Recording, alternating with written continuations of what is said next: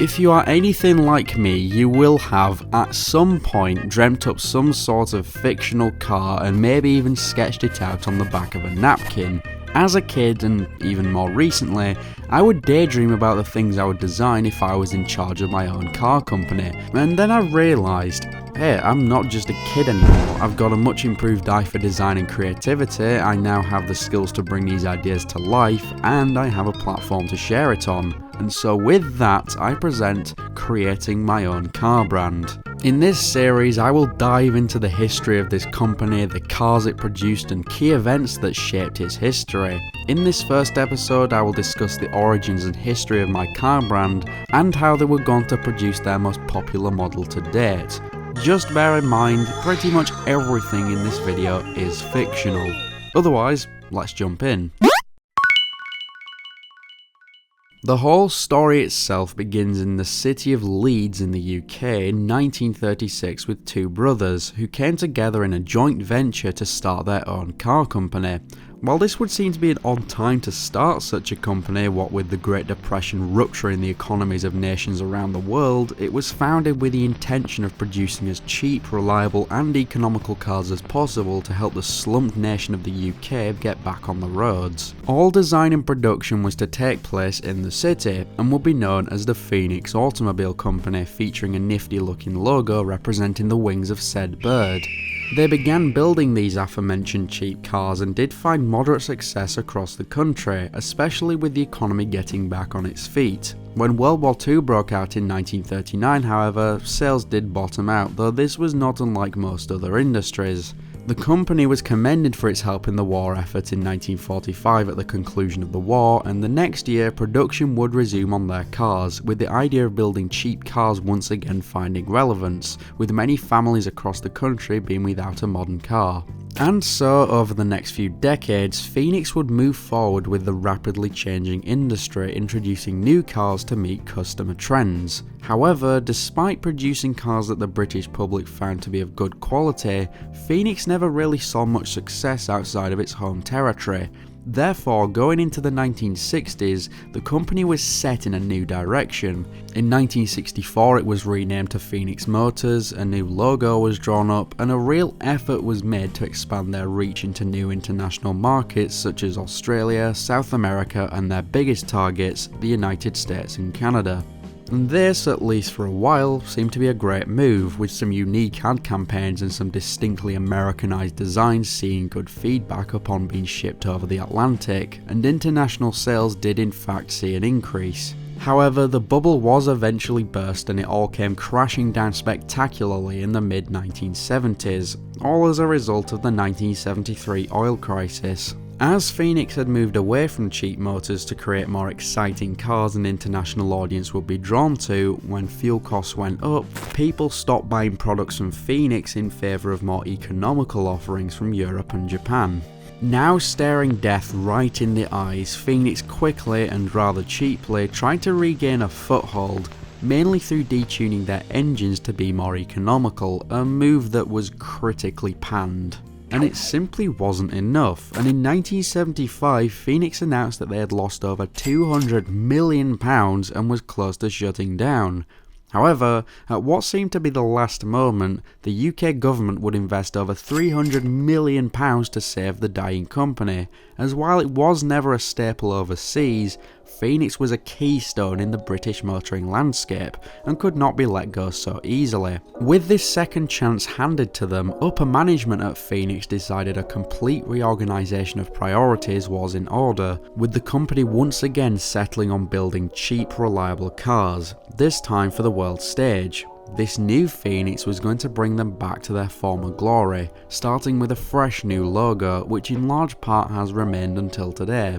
After a few years in research and development, in 1977 Phoenix would launch their first new name since the bailout in 1975, the Phoenix Agios. It was a small, compact family car that appeared to be a direct challenge to the likes of the Volkswagen Golf, the Honda Civic and the Ford Fiesta, all of which were introduced in the mid-1970s, The Phoenix Ashos, being a British-built car, would see most of its competition from the likes of the aforementioned Ford Fiesta and offerings from British Leyland such as the Morris Marina and the Austin Allegro. As for the Ashos itself, the name was an obvious reference to the ashes the Phoenix was reborn from upon regeneration, perhaps also referencing the apparent rebirth of the company after the 1975 bailout. The 1977 Phoenix Ashos was as plain as they come, with very little passenger comfort or driving aids. This, however, would be reflected in the asking price, with the Ashos being priced fairly significantly below its rivals,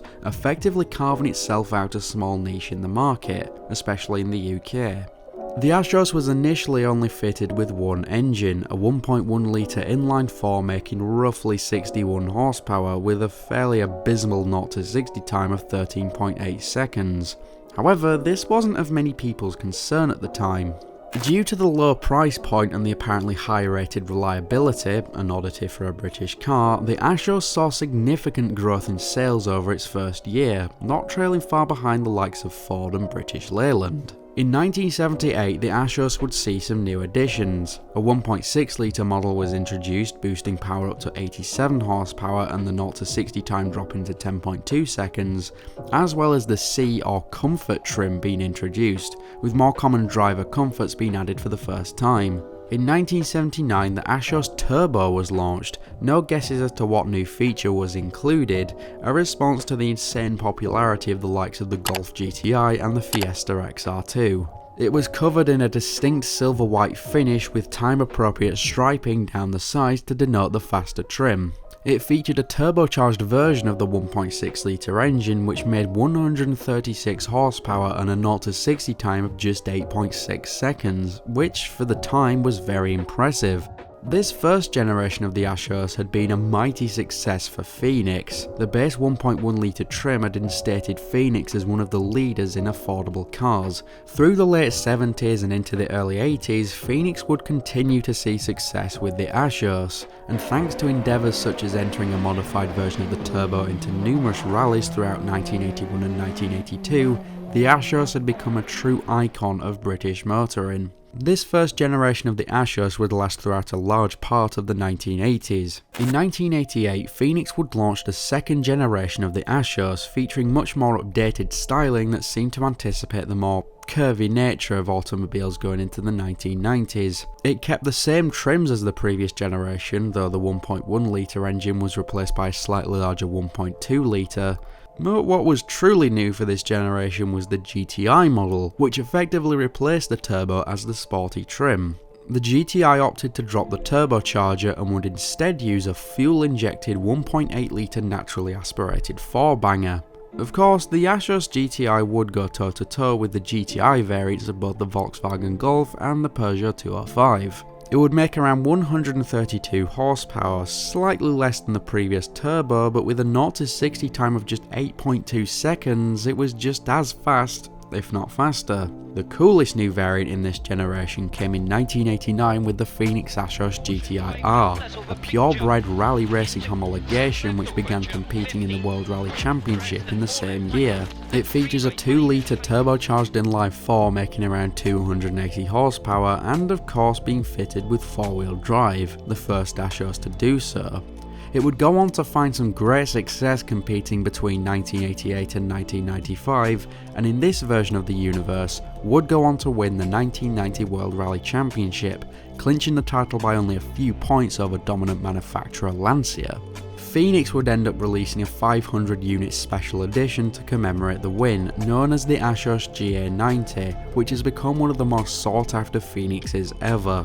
By now, the Ashos have become a household name like any other of its rivals. In 1995, the third generation of the Ashos was launched, yet again featuring new styling with the much sleeker body and heavily styled headlights, one of the first cars to feature the wing design that most Phoenix cars would adopt throughout the late 90s and 2000s. The trims and engines were kept largely the same, though some new trims would be added. To commemorate the 20th anniversary of the Ashos in 1997, the White Rose package was released, featuring a silvery gold paint scheme and a much more luxurious interior. The new GTI was also released in 1997, retaining the 1.7 unit but upping the power substantially to 175 horsepower. A turbo variant was added the year after, with power now at 192. The GTI-R would race its second stint as the Mark III, competing from 1996, though seeing much less success than its previous iteration,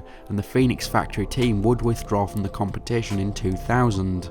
With the turn of the century, the Ashos had become Phoenix's most popular model ever, selling over 3 million units in its 23-year production run. It was safe to say that the bailout had been paid back in full, and the Ashos had played a significant role in saving Phoenix from the jaws of bankruptcy. And while the Ashos would continue to be Phoenix's workhorse into the 21st century, how about we switch tracks and take a look at another car that Phoenix produced in the 1990s?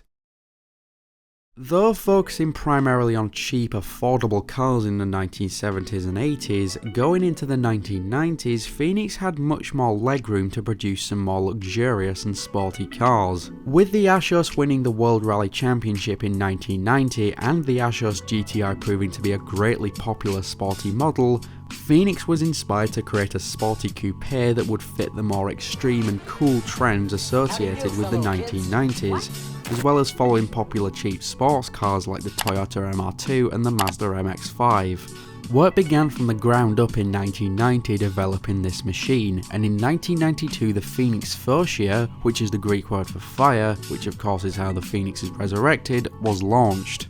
The Phocea was front-engined unlike the MR2 and was actually a 4-seater or a 2+2, therefore having the comfort and space of a larger coupe.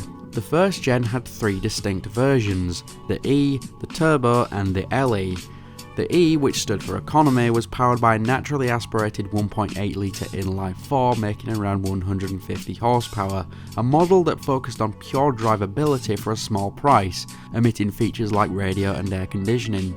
The Turbo was powered by a 2 litre turbocharged inline 4 making around 225 horsepower, and the LE, which stood for Luxury Edition, was powered by a specially developed 3 litre V6 making around 212 horsepower, which was introduced in 1994.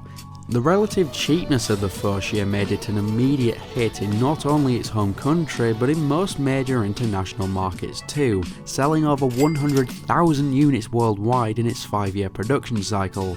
In 1997 the car would see its second generation. Not much would change visually or mechanically. The wing design cue first seen on the Ashos a few years prior saw its Phocea debut here.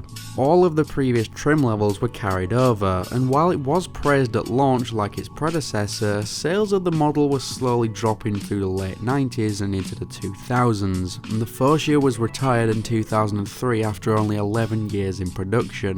The Phocea, especially the Mark I however, has become very popular as a project car in the succeeding years, due to the relatively low cost for purchase, the high supply of parts, and the innate drivability of it.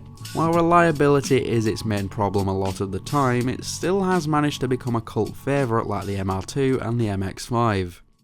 And that is where we will end it for this episode. We've covered the brand's origins, some of their most popular models, and some other bits in between.